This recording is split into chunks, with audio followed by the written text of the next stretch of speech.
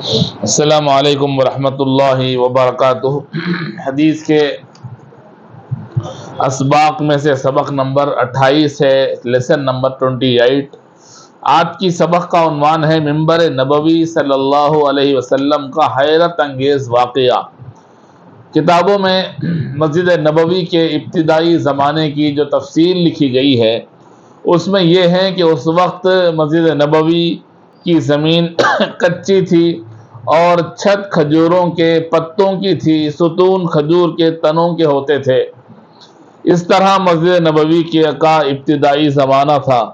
چنانچہ حضرت ابو سعید خدری رضی اللہ تعالیٰ عنہ سے روایت ہے کہ کھجور کا تنا تھا جس پر اللہ کے نبی صلی اللہ علیہ وسلم جمعے کے موقع پر خطبہ دیا کرتے تھے۔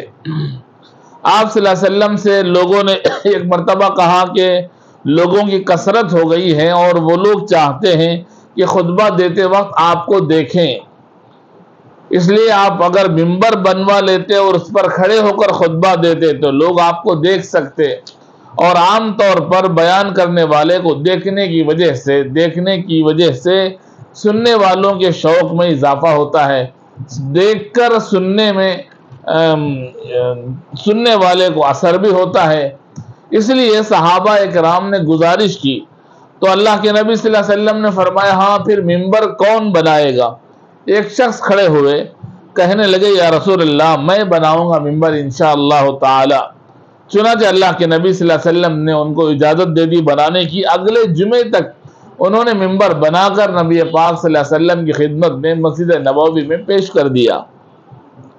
اب جب جمعے کا دن آیا تو اللہ کے نبی صلی اللہ علیہ وسلم منبر پر چڑھے اور آپ اطمینان سے تشریف فرما ہوئے تو جس تنے پر ہاتھ رکھ کر، جس تنے کا سہارا لے کر نبی پاک صلی اللہ علیہ وسلم خطبہ دیا کرتے تھے، وہ اس تنے نے رونا شروع کر دیا۔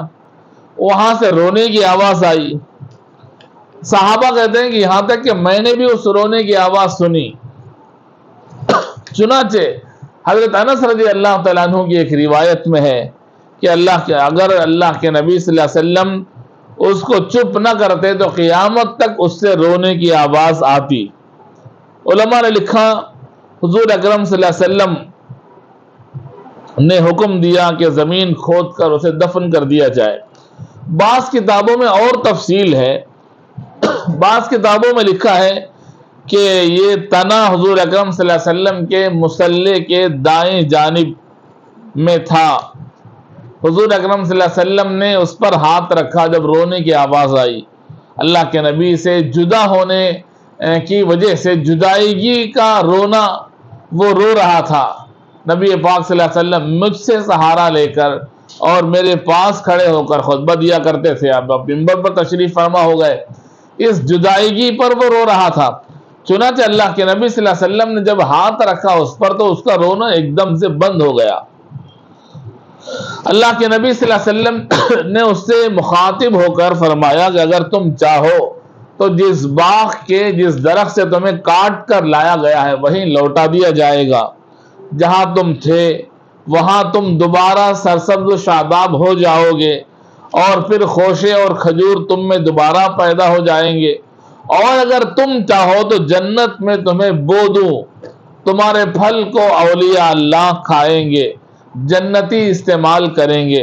حضور اکرم صلی اللہ علیہ وسلم نے اتنا کہہ کر اس کی طرف کان لگایا اور سنا کہ وہ کیا کہتا ہے۔ کتابوں میں لکھا ہے کہ اس نے کہا کہ اے اللہ کے نبی ہمیں جنت میں بو دیجئے تاکہ مجھے اولیاء اللہ کھائیں اور ایسی جگہ میں رہو جہاں فنا نہیں ہے۔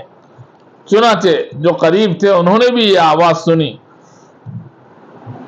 نبی پاک صلی اللہ علیہ وسلم نے فرمایا کہ اس نے دار البقاء کو اختیار کیا ہے، دار الفنا کو چھوڑ کر۔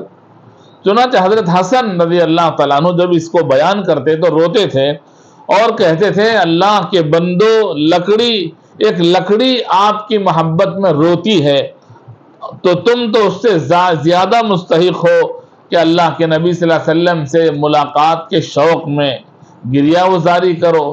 چنانچہ جو محبت اس لکڑی کے تنے میں تھی اس نے اس محبت کو ظاہر کر دیا، اور اللہ کے نبی صلی اللہ علیہ وسلم نے جو اختیار دیا تھا دار الفنا اور دار البقا میں سے، تو اس نے دار البقا کو منتخب کر لیا۔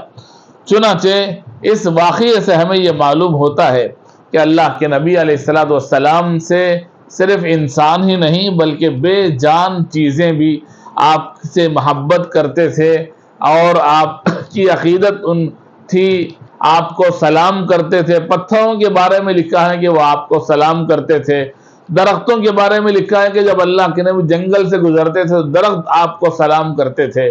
یہ اللہ کے نبی کا عظیم الشان معجزہ تھا اور آپ کی محبوبیت تھی، جو اللہ تعالیٰ نے انسان تو انسان بے جان چیزوں کے اندر بھی اللہ نے نبی پاک صلی اللہ علیہ وسلم کی محبوبیت اور آپ کی مقبولیت ڈال دی تھی۔